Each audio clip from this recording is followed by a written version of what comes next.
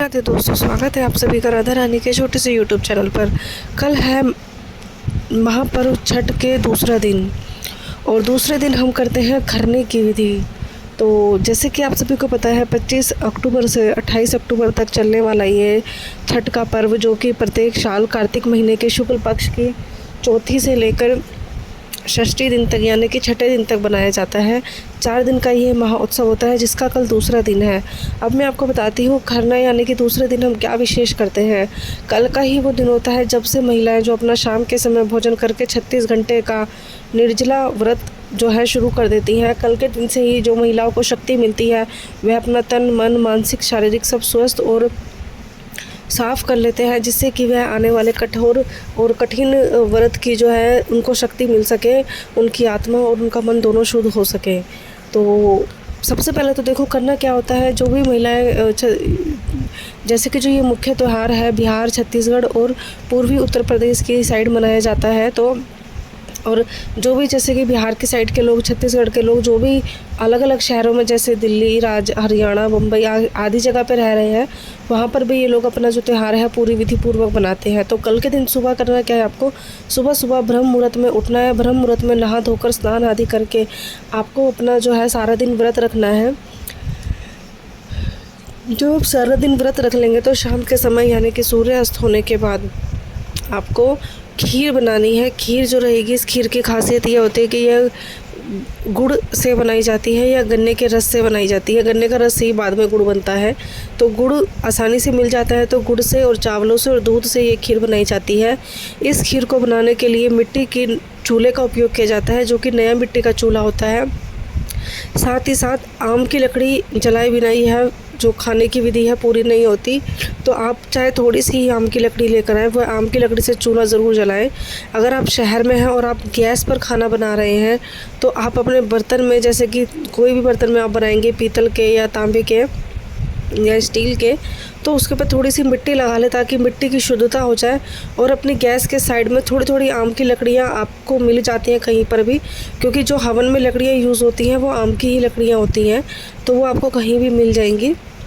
और आप उनको अपने गैस के साइड में थोड़ा सा रख सकते हो, ताकि आपका जो ये विधि है और जो परंपरा है पूरी हो सके।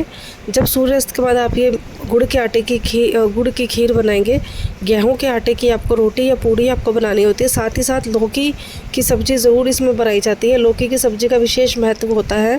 केले उपयोग किए जाते हैं, जो कि आपको शाम के समय सूर्यास्त के बाद बनाना है। और फिर महिलाएं सबसे पहले इसको छठी मैया को और सूर्यास्त होने के बाद सूर्य देवता को अर्पित करती हैं, भोग प्रसाद चढ़ाती हैं। और फिर 36 घंटे के लिए उनका जो ये महापर्व का जो व्रत होता है वह शुरू हो जाता है।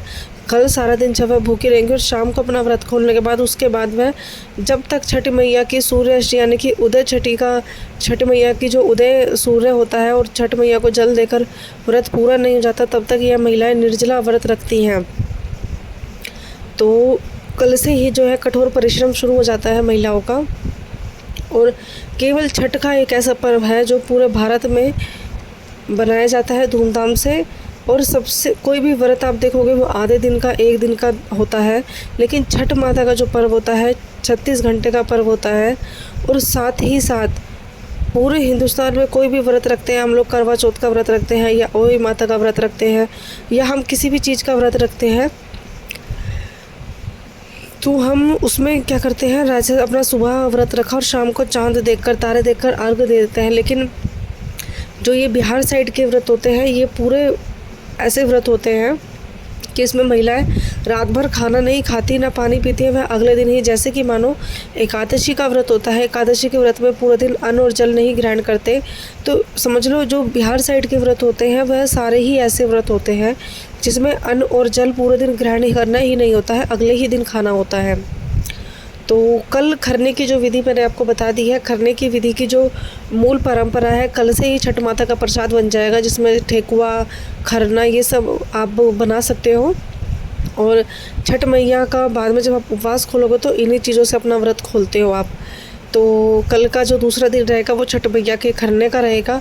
फिर परसों यानी कि सोमवार को जो है छठ मैया की शाम का जो समय रहेगा पूजा का रहेगा, यानी कि छठ मैया का मुख्य दिन रहेगा, और उसके बाद अगले दिन सुबह सूर्योदय होकर छठ मैया का व्रत जो है ख़त्म हो जाएगा मंगलवार की सुबह को।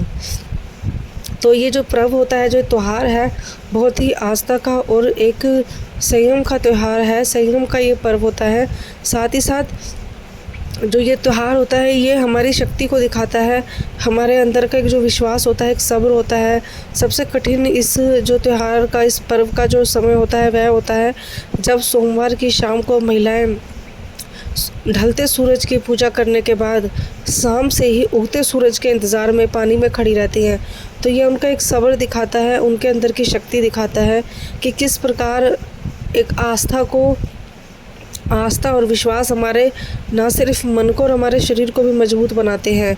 यह जो छठ पर्व होता है, मतलब जिन लोगों को बिहार साइड, छत्तीसगढ़ के साइड, तो लोगों को ऐसा छठ पर्व होता है कि उनके घर में मानो कोई शादी हो, विवाह हो, उनको अपने जन्मदिन का या अपने घर के किसी भी कोई तो इस त्योहारों का इतना खुशी नहीं होती जितना छठ पर्व की खुशी होती है। और वास्तव में ऐसा होता है कि कहा जाता है कि छठ मैया से सच्चे दिल से जो भी मांगते हैं छठ मैया वो हमें ज़रूर देती है। वैसे छठ मैया का जो व्रत है अपने घर की सुख समृद्धि शांति के लिए, साथ ही साथ अपनी संतान और अपने मतलब पुत्र के लिए यह व्रत किया जाता है छठ मैया का। तो दोस्तों इतनी सी ही जानकारी थी मेरी। अगर आपको मेरी वीडियो अच्छी लगे तो मेरे चैनल को सब्सक्राइब कीजिए, वीडियो को लाइक कीजिए, शेयर कीजिएगा, कमेंट कीजिएगा। मिलते हैं अगली वीडियो में। आपसे राधे राधे।